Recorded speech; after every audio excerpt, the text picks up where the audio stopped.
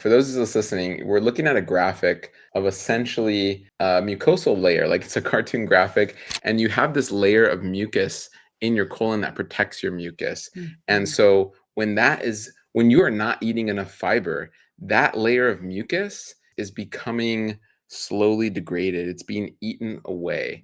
So when you're not eating enough fiber, and studies like this is a really well done study, there's other studies to show this in many different ways, but essentially when you're not eating enough fiber from plant foods, the pathogenic microbes increase, and they like to eat the mucus. They like to eat your cells. They're almost carnivorous in some ways, in some aspects, but essentially, if you're not giving them the substrate they need to eat, if you're not feeding them, they're going to eat you.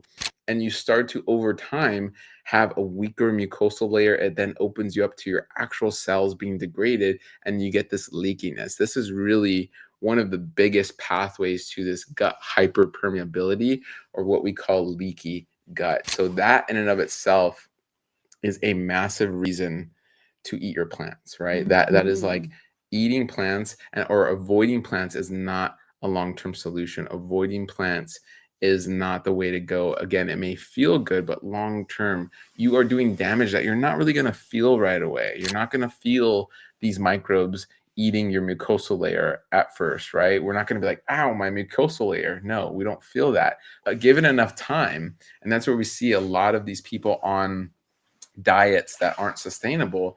It's about 6 months, some 3 months, some can last years. And again, don't believe everything you hear online where you think someone, well, they've been doing this for 10 years. Like, have they really? And that's where you're seeing a lot of these people who are on, let's say, a no carb or like a no vegetable diet. They're adding these fibers and carbohydrates back in because they're feeling it. They actually feel like, okay, I actually need these things because what's happening is not sustainable. What's happening is not the way I want to go. So very, very important. For those of you that don't know, Dahlia was our first patient. She struggled with SIBO and IBS and so many GI problems on a day-to-day basis, hunched over, causing so many other issues. We wish we had a protocol in place, a program in place that led her through step by step, inch by inch, and really guide by guide, so she had everything at her fingertips. Now we have that. That is our Good Gut SIBO IBS program. You can do it 100% plant-based. You can customize it, but it is one of the only programs